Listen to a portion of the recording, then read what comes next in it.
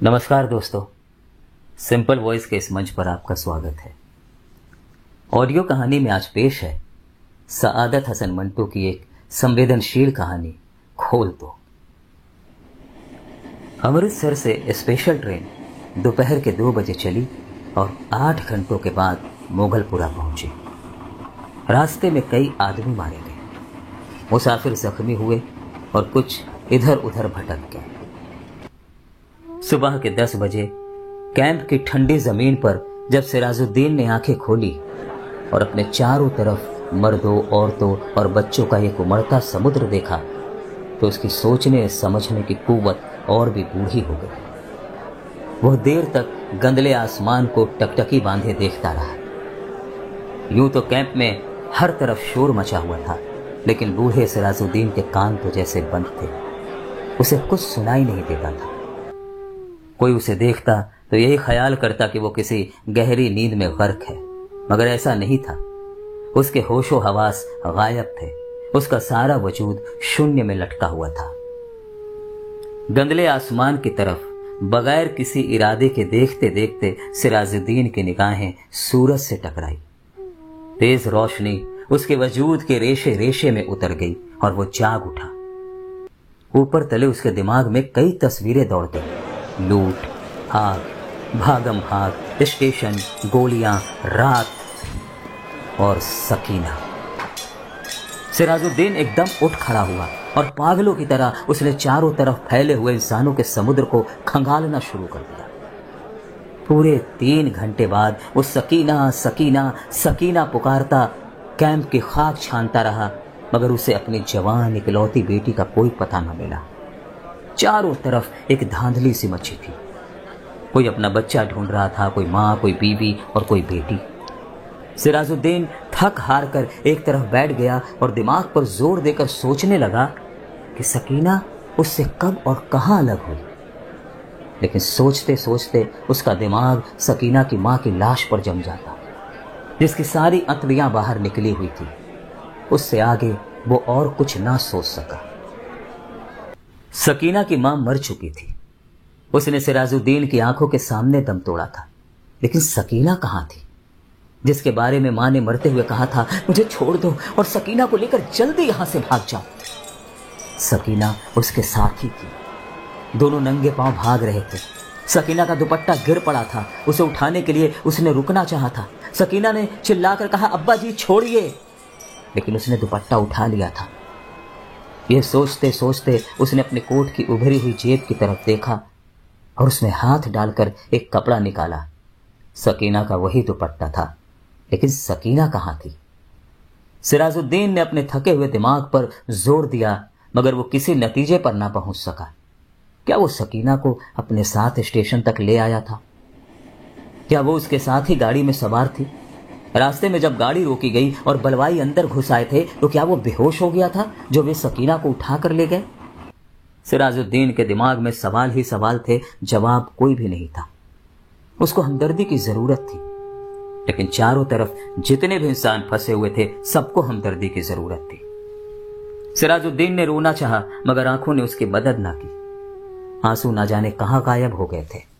6 रोज बाद जब होशो हवास किसी कदर दुरुस्त हुए तो सिराजुद्दीन उन लोगों से मिला जो उसकी मदद करने को तैयार थे।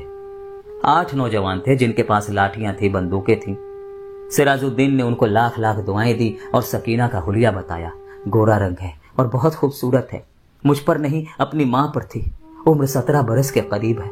आंखें बड़ी बड़ी, बाल स्याह, दाहिने गाल पर मोटा सा तिल है। मेरी इकलौती लड़की है। ढूंढ लाओ, खुदा तुम्हारा भला करेगा। रजाकार नौजवानों ने बड़े जज्बे के साथ बूढ़े सिराजुद्दीन को यकीन दिलाया कि अगर उसकी बेटी जिंदा हुई तो चंद ही दिनों में उसके पास होगी। 8 नौजवानों ने कोशिश की। जान हथेली पर रखकर वे अमृतसर गए। कई मर्दों और कई बच्चों को निकाल कर उन्होंने महफूज जगहों पर पहुंचाया। 10 रोज गुजर गए, मगर उन्हें सकीना ना मिली। एक रोज इसी खिदमत के लिए लॉरी पर अमृतसर जा रहे थे कि छहररा के पास सड़क पर उन्हें एक लड़की दिखाई दी। लॉरी की आवाज सुनकर वो बिदकी और भागना शुरू कर दिया। रजाकारों ने मोटर रोकी और सब के सब उसके पीछे भागे। एक खेत में उन्होंने लड़की को पकड़ लिया। देखा तो बहुत खूबसूरत थी। दाहिने गाल पर मोटा तिल था। एक लड़के ने उससे कहा, घबराओ नहीं, क्या तुम्हारा नाम सकीना है? लड़की का रंग और भी जर्द हो गया। उसने कोई जवाब नहीं दिया, लेकिन जब तमाम लड़कों ने उसे दम दिलासा दिया तो उसकी दहशत दूर हुई और उसने मान लिया कि वो सिराजुद्दीन की बेटी सकीना है।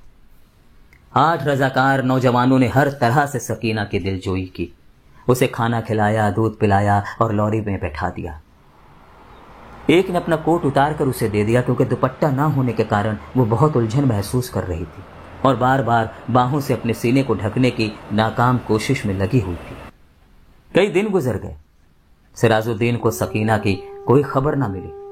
वो दिन भर मुख्तलिफ कैंपों और दफ्तरों के चक्कर काटता रहता, लेकिन कहीं भी उसकी बेटी का पता न चला। रात को वो बहुत देर तक उन रजाकार नौजवानों की कामयाबी के लिए दुआएं मांगता रहता, जिन्होंने उसे यकीन दिलाया था कि अगर सकीना जिंदा हुई तो चंद दिनों में ही उसे ढूंढ निकालेंगे। एक रोज सिराजुद्दीन ने कैंप में उन नौजवान रजाकारों को देखा। लॉरी में बैठे थे। सिराजुद्दीन भागा भागा उनके पास गया। लॉरी चलने ही वाली थी कि उसने पूछा, बेटा मेरी सकीना का पता चला? सबने एक जवाब होकर कहा, चल जाएगा चल जाएगा, और लॉरी चला दी। सिराजुद्दीन ने एक बार फिर उन नौजवानों की कामयाबी की दुआ मांगी और उसका जी किसी कदर हल्का हो गया। शाम को करीब के कैंप में जहां सिराजुद्दीन बैठा था, उसके पास ही कुछ गड़बड़ सी हुई। 4 आदमी कुछ उठाकर ला रहे थे। उसने मालूम किया तो पता चला एक लड़की रेलवे लाइन के पास बेहोश पड़ी थी। लोग उसे उठाकर लाए। सिराजुद्दीन उनके पीछे हो लिया। लोगों ने लड़की को अस्पताल वालों के सुपुर्द किया और चले गए। कुछ देर वह ऐसे ही अस्पताल के बाहर गड़े हुए लकड़ी के खंबे के साथ लगकर खड़ा रहा।